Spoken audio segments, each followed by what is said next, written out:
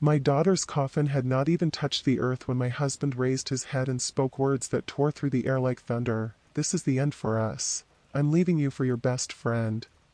At my daughter's funeral? With her body still before us? With her name still echoing in the pastor's prayers? For a moment, no one breathed. The rain pounded on umbrellas, heavy and relentless, as though the heavens themselves were mocking me.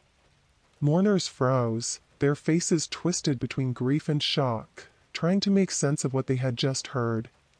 I saw lips moving, but no words leaving. Only silence, broken by the rhythm of water dripping off black coats and the slow sinking of her coffin into the ground. And then I saw her. My best friend. The woman who had walked beside me through decades of joys and sorrows. The one who held my hand when I went into labor with my daughter. The one who cried with me when my father died. She lowered her veil, but I caught it, that cruel flicker at the corner of her mouth. A smile. A smile at my ruin. I wanted to scream, but my throat locked. I wanted to collapse, but my legs refused to give me that mercy. My body betrayed me, forcing me to stand in the storm, exposed before everyone, as humiliation pressed down harder than grief. People whispered around me. Did he just say that? My God, at a funeral. To her best friend? Each whisper was a knife twisting deeper. Their pity was louder than their shock. Their stares burned hotter than the rain. And my husband of 32 years, looked at me with a face as calm as stone, as though he had simply announced the time of day. In one breath, I lost 2 lives. My daughter to death and my husband to betrayal. And still, that was not the end. Because what followed, the secrets, the lies, the humiliation he planned long before this day, would drag me into a storm that made that graveside moment look almost merciful. That day, the earth closed over my daughter's coffin. But it also opened up the truth about the man I thought I knew. And when it was over, everyone in that cemetery would learn, just as I did, that the dead are not the only ones we bury. No, sometimes we bury marriages. Sometimes we bury trust. Sometimes, on the day you lay your child to rest, you discover that everything else you built your life upon was already rotting beneath your feet. This was not just betrayal. It was the unraveling of my entire world. And it began right there, in the rain, at my daughter's funeral. I used to think 40 years meant safety. That if 2 people had walked through enough winters together, the wind would learn to go around them. We met when I was 19 and stubborn. He was 24 and charming in a way that made my sisters roll their eyes and my mother whisper, "Don't let that smile make you foolish." I told her I knew what I was doing. And for a long time, it felt true. We built a life the old-fashioned way, counting pennies, stretching stew, patching the same roof twice because the first patch didn't hold. We shared a bed, a mortgage, and 2 children whose laughter filled the room so completely that even our arguments had a place to land softly. I learned the rhythm of his footsteps in the hallway. I knew the weight of his coat on the back of the chair, the scent of his cologne on a Sunday morning, the way he always left half a cup of tea on the counter because he said the last sip tasted like goodbye. Years smoothed our edges. Or so I believed. His coldness did not arrive like a storm. It came like fog, quiet, patient, seeping under the door. At first I thought it was age or work or the ache in his knee when the rains returned. He started coming home a little later, claiming traffic, then clients, then you know how it is. He stopped asking about my day and began nodding at my answers as if they were headlines he'd already read. I would place dinner in front of him and he'd reach for his phone before his fork. I learned the shape of silence at my own table.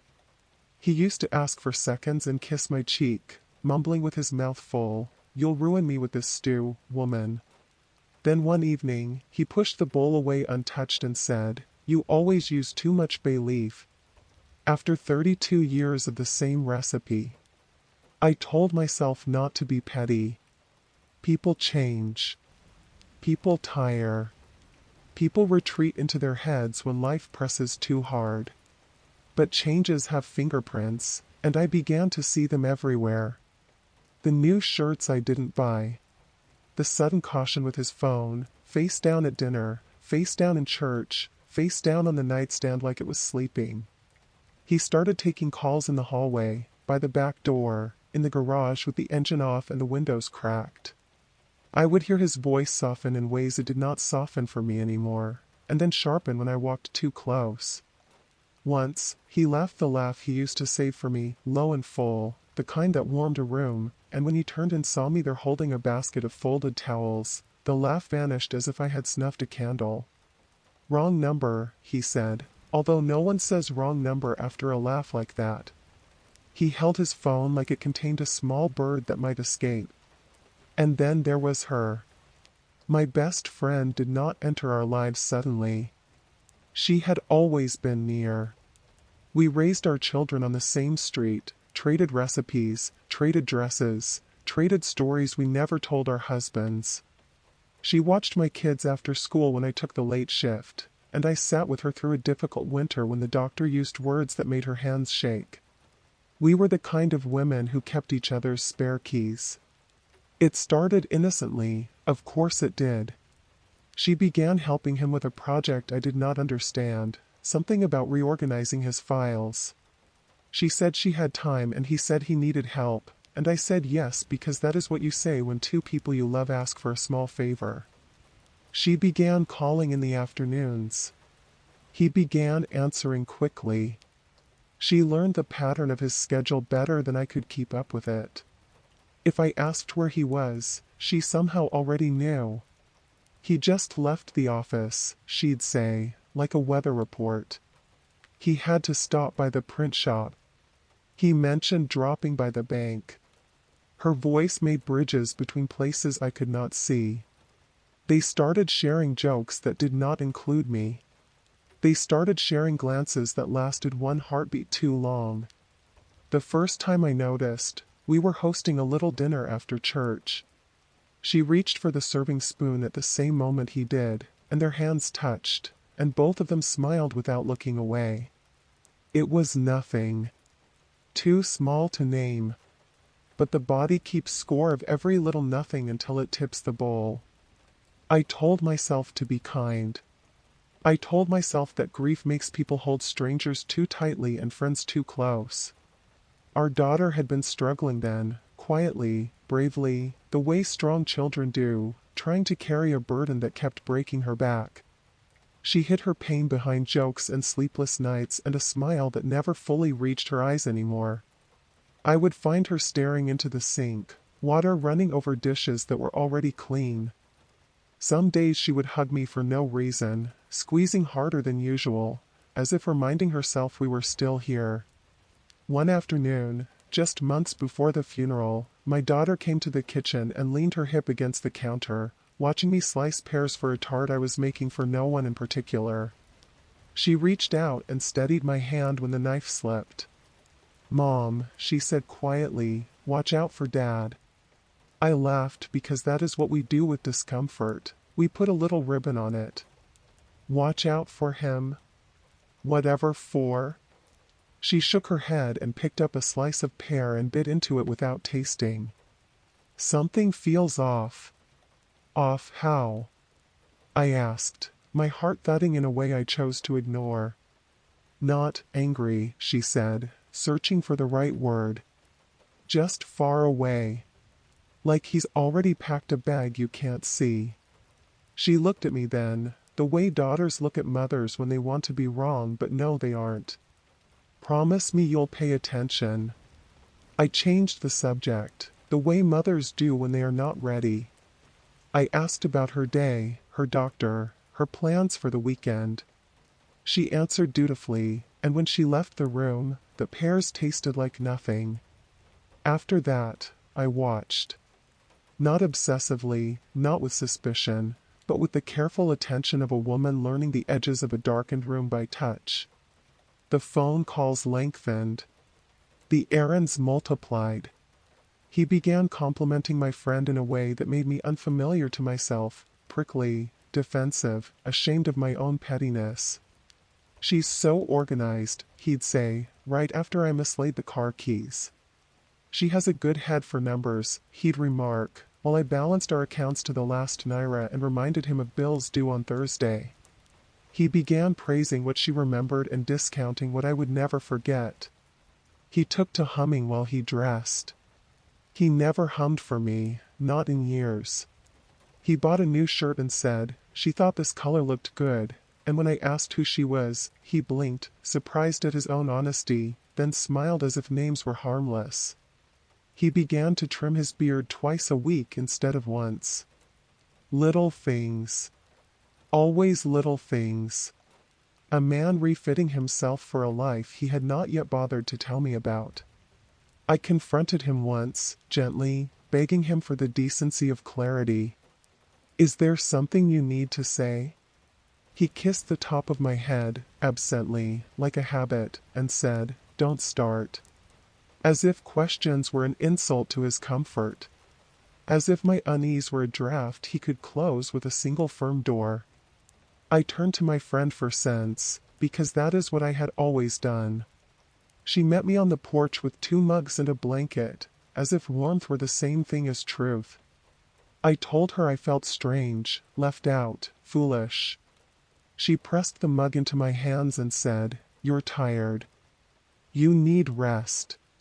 She looked past me toward our house and added, too casually, "He's under a lot of pressure." I wanted to believe her. God help me, I tried. Sometimes betrayal wears familiar perfume.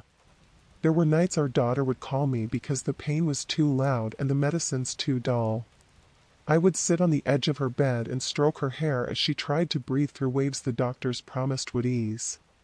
He would stand in the doorway, one hand braced against the frame, and watch without entering, like a man observing a painting he cannot place. Then his phone would tremble in his pocket and he would vanish into the hall. "Work," he would say over his shoulder, but no one says work in that tone, at that hour, with that little hurry to return. I learned to stop asking. I learned to tuck blankets around the child we made together while he texted other plans in the laundry room, beneath the blue light of the dryer. Do not think I was blind. I saw enough to hurt and not enough to act. There is a particular cruelty to knowing you are being replaced one courtesy at a time. The week before our daughter died, my friend brought lilies to the house. She arranged them in the good vase without asking where I kept it, and for a few quiet minutes we stood side by side in my kitchen breathing in a smell that has always reminded me of endings. She reached for my hand and squeezed, tears filling her eyes in a way that would have moved me once. "You're so strong," she said, and then, lowering her voice just enough, "He's not. Be gentle with him." I wanted to drop her hand. Instead, I thanked her for the flowers and washed the vase water from my wrists as if it could carry anything away. When our daughter passed, the house felt like a room where a song had been cut off mid-note. Friends came. Food arrived we could not eat.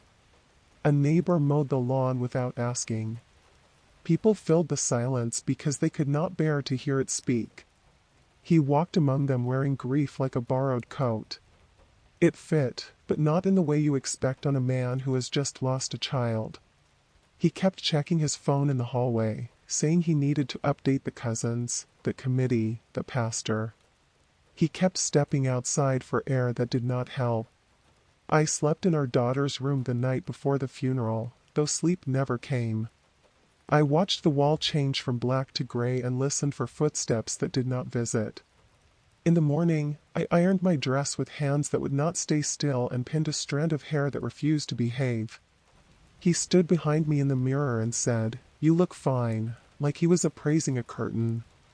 At the graveside, when the pastor closed his book and the hymn reached its final note, he cleared his throat. The sound cut through the rain. He looked straight ahead and spoke in a voice I had not heard since he was a young man trying to impress a room. "This is the end for us. I'm leaving you, for your best friend. I will not repeat what happened next. You already know how the air shattered and the crowd turned to stone.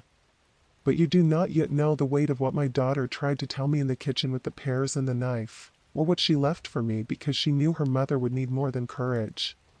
After the funeral, when the cars drifted away and the rain softened, I found myself alone at our dining table, staring at the ring-shaped stains left by teacups in years.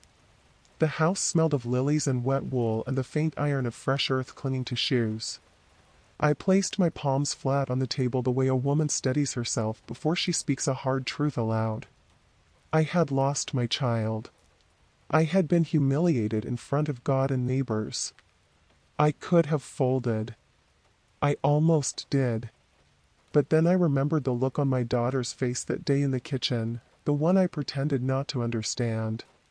I walked to her room, where the bed still held the shape of the last night I lay beside her, and opened the drawer where she kept her letters and little treasures. She had told me once, months ago, with a half smile, if anything ever happens to me, there's a note in the place you always forget to dust.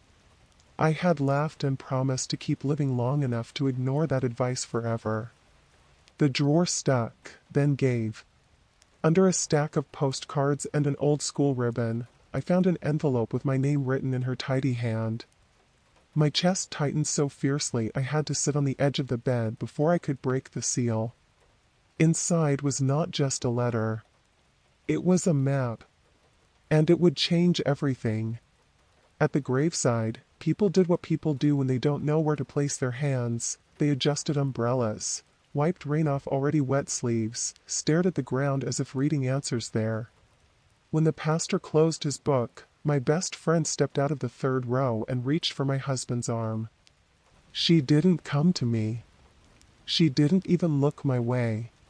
Her hand traveled up his sleeve to his shoulder, a slow, practiced motion, and she pressed her cheek to his chest in a gesture the town would later call kindness. He let her. I watched their silhouettes merge beneath one umbrella while I stood alone under the open sky. Someone coughed. Someone else whispered shame. I wasn't sure whose. The murmurs began to sort themselves into factions like birds choosing power lines. His sister drifted toward him with a pinched expression that promised loyalty, no matter the cost. My brother stood half a step behind me, jaw set, eyes forward. A cousin of his, who never spoke to me unless a casserole was involved, cleared her throat and said, "It's better for everyone if we keep things civil." Another relative began listing the cost of floral arrangements in a voice that thought money could block the wind. Whispers thickened into little knots of opinion: who would get the house, who had paid for what, which accounts were joint and which were private, whether the life insurance named one beneficiary or more. People who had never folded my laundry suddenly knew where my deeds were kept. Names of lawyers floated like dandelion seeds. "He'll keep the business," someone said. "She'll keep the memories," another offered, as if memories could be traded like furniture. My mother-in-law dabbed her eyes and told anyone who would listen that her son had suffered enough in life, that a man deserved comfort wherever he could find it. A neighbor I barely knew hugged me too tightly and whispered, "You're strong. You'll let the house go with grace." Let it go. The house where my daughter took her first steps, where the doorway still held the pencil marks of growth spurts, where the kitchen table had 4 lighter circles from tea mugs left too long. The house I bought with money my father saved for 40 years so his grandchildren would never see a landlord's smile. Even my grief became entertainment for them. When I breathed, they measured the weight of my lungs. When I blinked, they evaluated my poise. When I stood still, they called it dignity. When I swayed, they called it weakness. I wondered if anyone saw the coffin anymore, or if the rain had washed the world down to nothing but sides to choose. The best friend's hand never left his arm. They looked like a couple receiving condolences at a wedding that had gone wrong. I signed the final book, shook the final hand, and climbed into the back of the last car as if it belonged to someone else. Through the window, I saw her touch his tie, straightening it the way I had done for decades. He didn't flinch. He didn't remember to pretend. The driver asked, "Home?" I nodded, though I could not picture what home meant now. When I reached the house, the front hall smelled like lilies and damp wool and the ghost of coffee no one finished. People had been kind in the ways people know how: a roast we couldn't eat, a basket of fruit too beautiful to touch, little notes tucked under napkin rings as if blessings could be folded. I walked the rooms like a woman checking on sleeping children. In the dining room, the good table wore a white cloth that showed every tear stain as an honest map. In the living room, a stack of coats waited for shoulders that had already left. I climbed the stairs slowly, my hand gliding along the banister we sanded together the spring he swore we were at our strongest. Our bedroom door was open. His closet was not. I pulled the handle. The sliding door stuttered, then revealed a neat, deliberate absence. Shirts gone. 2 suits missing. The black weekend bag that only left the shelf for conferences and excuses, gone as well. On the top shelf, a gap between the shoe boxes made a little mouth of truth. I moved down the hall to our daughter's room, prepared for dust and silence, not for boxes. 3 of them sat open on the floor, the kind of boxes you borrow from liquor stores when you're moving in a hurry. Inside, I found her sweaters folded without care, her notebooks stacked crooked, the old blue scarf that smelled faintly of the perfume she wore when she wanted to feel like a new season. On top of the dresser lay a roll of packing tape and a marker that did not belong to me. Beside them, a list written in his handwriting: donate clothes, trash old school papers, keep jewelry. The keep also had a star beside it. No mother needs instructions to know what that star meant.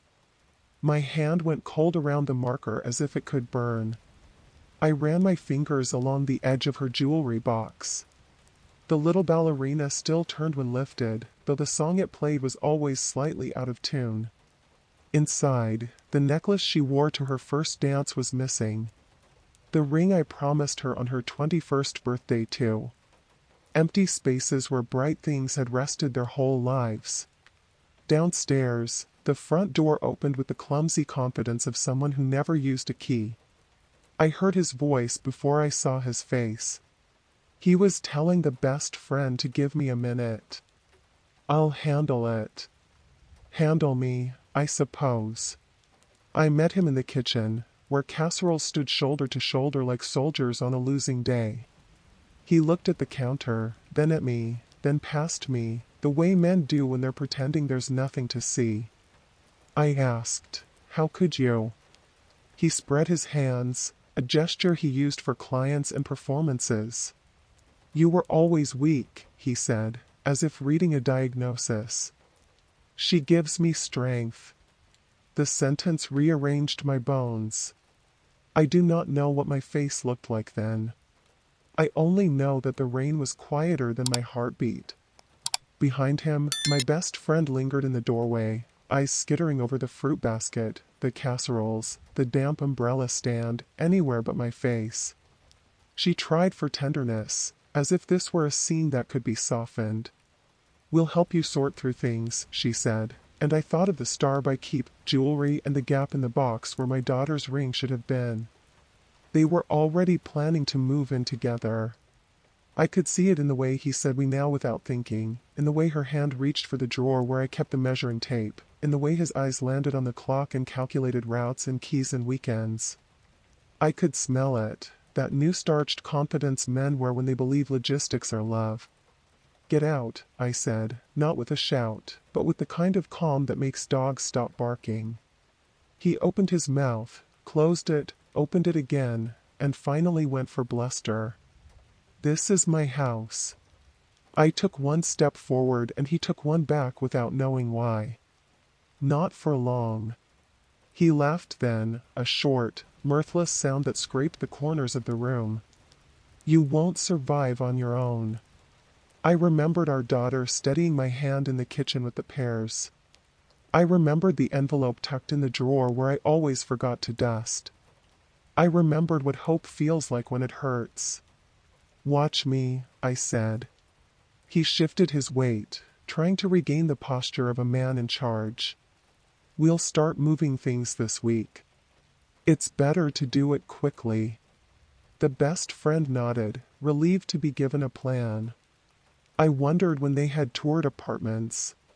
I wondered which rooms they decided would be hers and which corners he'd claimed for the old trophies he never earned. I wondered who had told him that grief makes a woman easy to defeat. Out, I repeated, and this time they went. At the door he turned back, searching my face for the pleading he counted on. He found none. He left into rain that did not care. The house was too quiet after that, the kind of quiet that makes clocks sound louder. I returned to our daughter's room and sat on the edge of the bed, the envelope with my name still in my pocket like a small, warm heartbeat.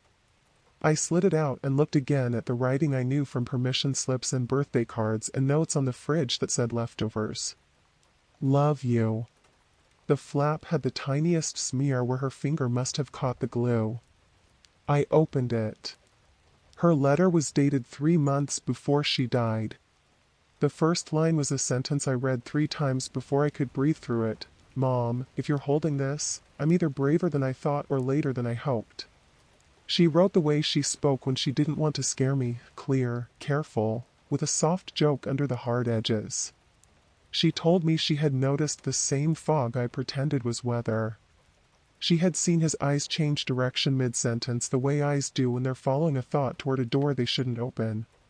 She had counted phone calls by the way his voice dropped and measured weekends by the new cologne he pretended was a gift from work.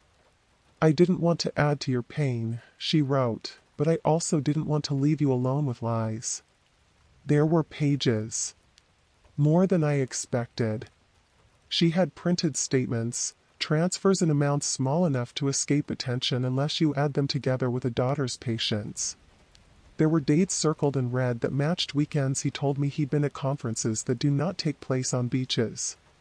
She had listed the name of a bank I had never heard him mention and the last 4 digits of an account that did not fit into our family math. I asked Auntie to help me check a few things, she wrote, meaning my sister who knows numbers like songs. She said some of the withdrawals look like someone trying to build a life in pieces. A life in pieces. I ran my thumb along the margin where her pen had pressed harder. She had included printouts of messages, words captured by a phone she borrowed one afternoon when he left his on the kitchen counter. He had typed futures as if they were groceries: lease, sofa, paint, weekends, and then her initials, my best friends, followed by a heart I could not mistake for anything but what it was. The last page was not evidence. It was instruction. It contained the name of a lawyer she had met once during a school fundraiser. It listed the number of a woman at the bank who knew how to freeze what needed freezing. It told me where to find a small flash drive tucked under the lining of her jewelry box, the lining I had just lifted and put back without knowing. If anything happens to me, she had written in a sentence I had to read through my fingers, promise me you'll be safe, even if it means standing alone. At the bottom, a postscript that folded time into a bow: Mom, watch out for Dad, something feels off. I pressed the pages to my chest, the way you hold a child who isn't there anymore but somehow still is. The rain at the window softened to a steady hush, as if the world were listening for my next breath. I slid my hand beneath the jewelry box lining and found the flash drive where she said it would be, warm from the heat of the hidden place it had kept. When I turned it over, a tiny sticker on the back carried her handwriting again, for truth. I sat very still, feeling the weight of that small word. Then I stood, walked to the doorway, and looked down the hall toward the bedroom where he had slept beside me for 40 years. My daughter knew more than she ever told me. 2 days after the funeral, the family gathered at my house for what they called support. I called it surveillance. The casseroles were already cold, the flowers already wilting, and still they came, carrying their whispers like offerings. He arrived late, as always, but this time not alone. My best friend was on his arm, wearing my daughter's favorite scarf as if fabric had no memory. Their entrance turned every head. My brother muttered something sharp under his breath, but most just shifted uneasily, waiting for someone else to speak first. I stood at the head of the table, the very place where I had once carved turkeys and led prayers. My voice did not tremble when I asked, "Why are you here?" He looked around at the relatives as if drawing strength from their eyes, then shrugged. "Because this is still my home." And then louder, so everyone could hear, "You've always been dramatic. Don't embarrass yourself in front of the family." Laughter. Not much, but enough. A cousin chuckled nervously. His sister nodded quickly, as if obedience were oxygen. Even the children glanced up from their plates, uncertain. I wanted to scream. I wanted to pound the table until the plates shattered. Instead, I drew myself taller and stared at him across the distance of 40 years. "You humiliated me at our daughter's funeral," I said. "And you think I will stand quietly now?" He smirked, that crooked twist of lips that once charmed me. "No one takes you seriously anymore." The words landed like a stone in water, rippling through every face in that room. I felt the silence sharpen, cut, and linger. My heart did not falter. It hardened. It was my grandson who spoke first. Just 16, still growing into his shoulders, but his voice broke through like a hammer. "Don't talk to Grandma like that." The room froze. His eyes, the same shade as my daughter's, burned holes straight through his grandfather. He pushed back his chair, stood, and repeated it louder. "Don't talk to her like that." My husband scoffed. "Stay out of grown-up matters." But the boy did not sit down. He came to my side, his hand brushing mine, shaking but firm. "You deserve better. Don't let him win." The words cracked something in me open. For months, maybe years, I had swallowed silence in the name of peace. Now a child was giving me permission to speak. No, not permission, courage. And then, like a spark jumping from branch to branch, others followed. My neighbor, the one who had known me since my wedding day, leaned forward from the far end of the table. She carried this family for decades. "You should be ashamed." My brother's wife spoke too. "You think strength is leaving your wife for her best friend? That's not strength. That's cowardice." The tide shifted. Not everyone, but enough. For the first time, he looked unsettled. His hand twitched where hers clung to his sleeve. I let the moment breathe, then placed the envelope on the table. The one with my daughter's handwriting. I looked at every face, those who pitied me, those who doubted me, those who whispered about property and inheritance, and I said quietly, "You want truth? Read this." He reached for it first, but I pulled it back, pressing it to my chest. "No," I said. "You don't get to twist this. You don't get to bury her voice the way you tried to bury mine." My grandson's hand tightened on mine. The room was so silent I could hear the rain beginning again outside, tapping against the windows like a countdown. I opened the envelope slowly, letting the paper whisper against itself. Her handwriting stared back at me, steady and alive on the page. I cleared my throat and read the first line aloud. "Mom, if you're holding this, I'm either braver than I thought or later than I hoped." Gasps, shifting chairs, sharp intakes of breath. He blanched, then reached across the table with a tremor of panic. "Stop this," he hissed. "This is private." I looked him in the eye. "No. This is truth." And then I turned back to the room, raised my daughter's words higher, and began to read. What I revealed next silenced everyone in the room. The rain outside drummed against the glass while the silence inside the dining room became unbearable. I felt every eye on me, but for the first time in years, I did not feel small under their gaze. My hands trembled as I unfolded the letter, but my voice did not. "This is from my daughter," I said, and my throat tightened around the word daughter, because she should have been there, alive, scolding me for causing a scene.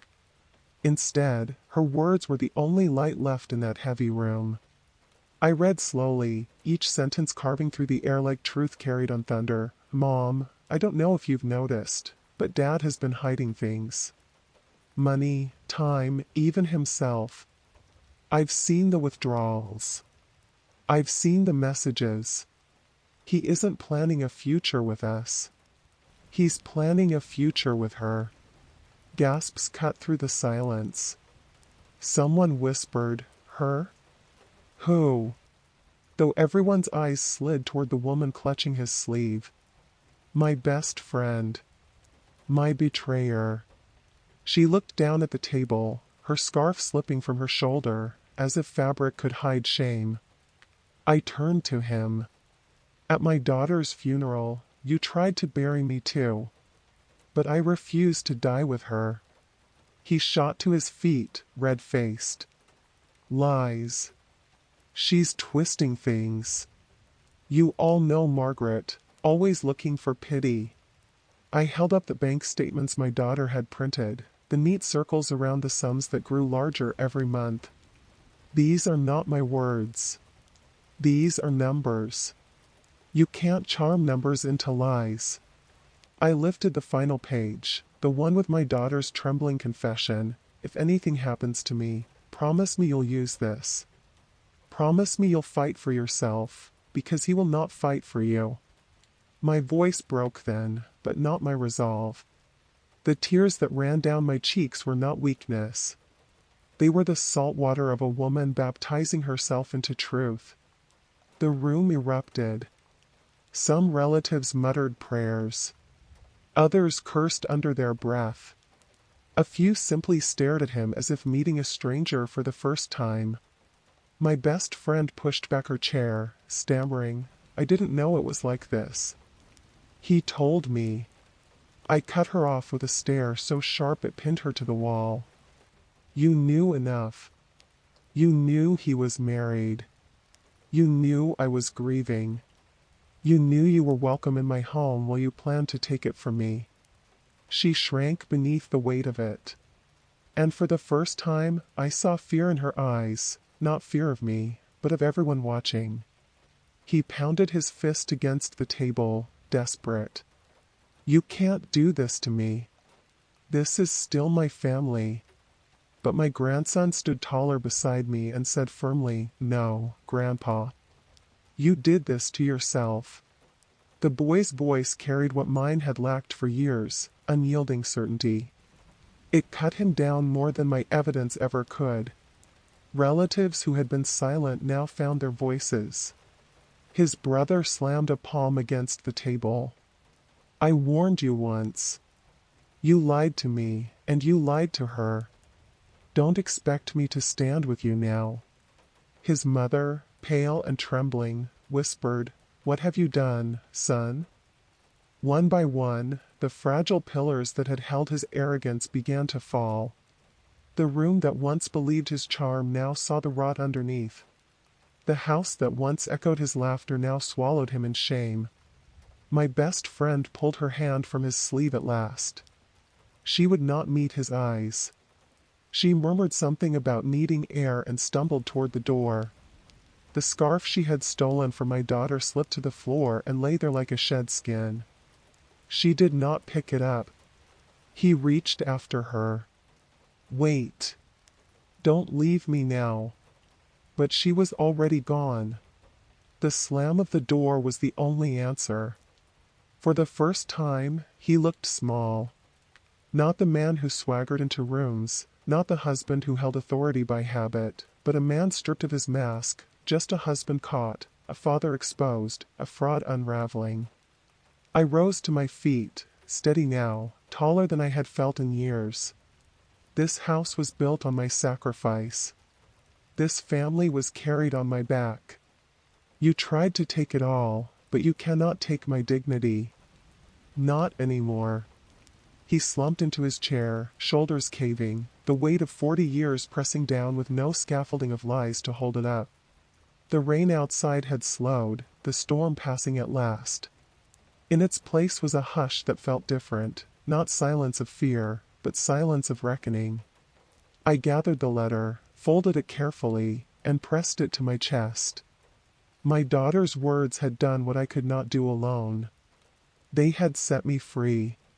And as I looked around the room, at my grandson's fierce eyes, at my brother's steady hand, at the faces now turned toward me with something like respect, I realized that for the first time since the coffin closed, I was not only a grieving mother.